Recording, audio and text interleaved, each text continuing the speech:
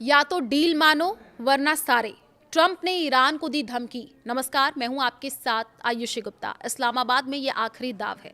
देखिए, पश्चिम एशिया में जारी युद्ध और कूटनीतिक गतिरोध के बीच अमेरिकी राष्ट्रपति डोनाल्ड ट्रंप ने एक बार फिर अपने चिर परिचित अंदाज में ईरान को सख्त चेतावनी दी है।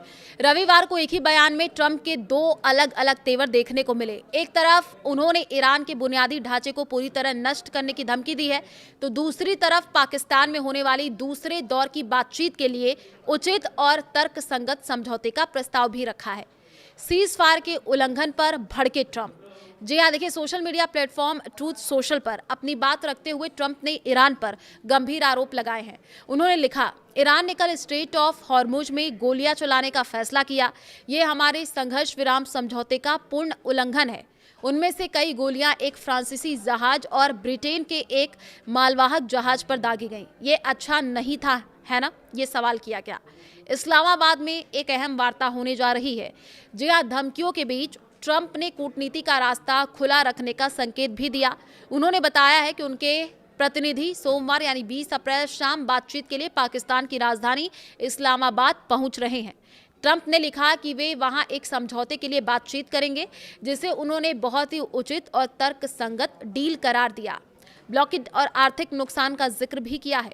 ट्रंप ने ईरान द्वारा स्ट्रेट ऑफ हॉर्मुज को बंद करने की घोषणा पर तंज कसते हुए कहा कि अमेरिका की नाकेबंदी ने इससे पहले ही बंद कर दिया है। ट्रंप के अनुसार ईरान कह रहा है कि वे रास्ता बंद कर रहे हैं, जो अजीब है क्योंकि हमारे ब्लॉकेड ने इसे पहले ही बंद कर रखा है। वे अनजाने में हमारी मदद ही कर रहे हैं।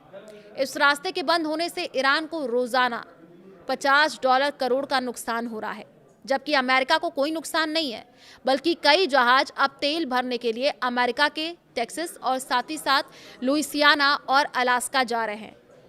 नो मोर मिस्टर नाइस गाय। जी हाँ, ट्रंप ने चेतावनी देते हुए कहा कि अगर ईरान इस समझौते को स्वीकार नहीं करता है तो अंजाम बहुत बुरा होगा। उन्होंने लिखा, मुझे उम्मीद है कि वे इसे स्वीकार कर लेंगे, क्योंकि अगर उन्होंने ऐसा नहीं किया तो संयुक्त राज्य अमेरिका ईरान के हर एक पावर प्लांट और हर एक पुल को उड़ा देगा। अब कोई शराफत नहीं।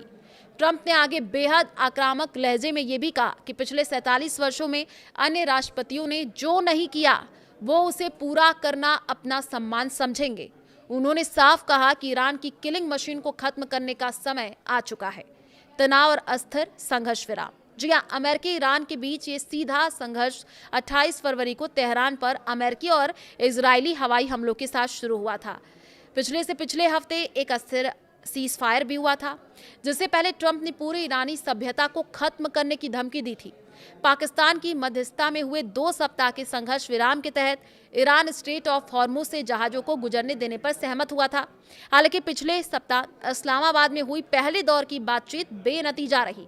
वर्तमान में स्थिति ये है कि अमेरिका ने अपनी नाकेबंदी जारी रखी है, जबकि ईरान ने अमेरिका पर विश्वासघात का आरोप लगाते हुए शनिवार को फिर से प्रतिबंध लागू कर दिए हैं। अब सबकी नजरें सोमवार को इस्लामाबाद में होने वाली दूसरे दौर की बातचीत पर टिकी हुई है।